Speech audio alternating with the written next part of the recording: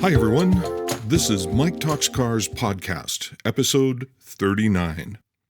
I hope everyone's ready for the weekend. Let's take a look at some news. In industry news, auto shows are back. Los Angeles and Montreal have both announced plans to go forward with their events in 2022.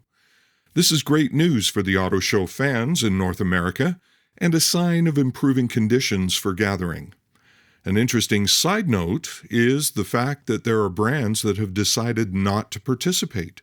The question is this a good idea in a market that seems pent up and ready to burst because of restrictions and low inventory at dealerships?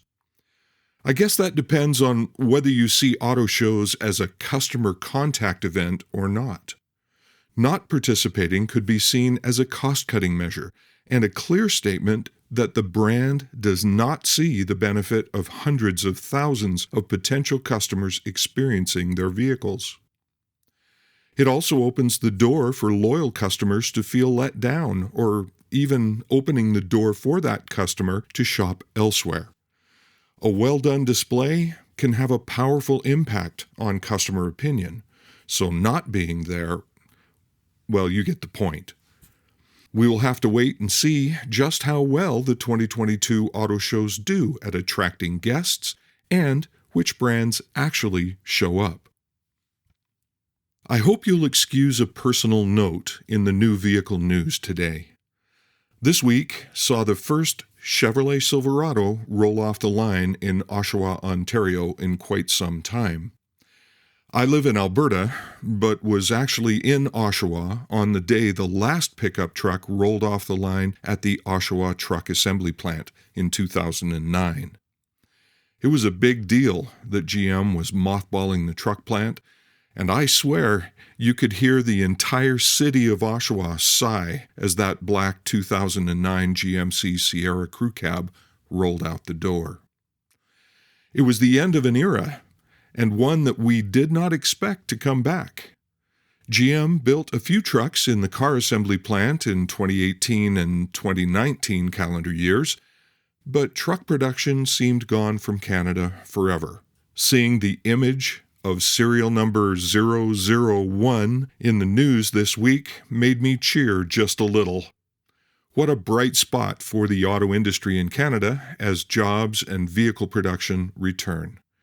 Oshawa was famous for its quality, and it is certainly nice to see them back to work and building trucks. Now for some musings with the trainer.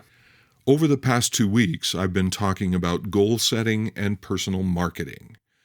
Individual growth and professional development for automotive sales consultants is primarily the responsibility of the sales consultant themselves.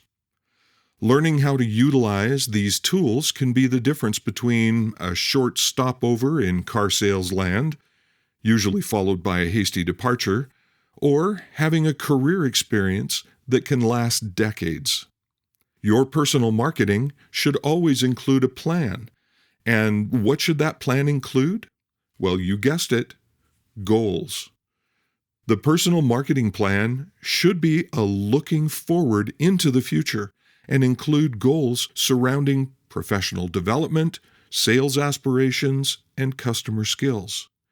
It should outline actions you will take, resources you will gather, people you will talk to, and channels you will use in your actions. Make sure your plan reflects your current skills and highlights how those skills will improve. Don't neglect what you will need to learn in order to make your plan work. Constant and consistent education and practice are the linchpins that will make the entire plan work. Remember that your personal marketing plan is a living document and needs to be revisited and updated regularly. There's nothing quite like seeing your plan start to yield fruit. As the old saying goes, I love it when a plan comes together. This is Mike Little reminding you that, hey, selling is fun. Go have a great day.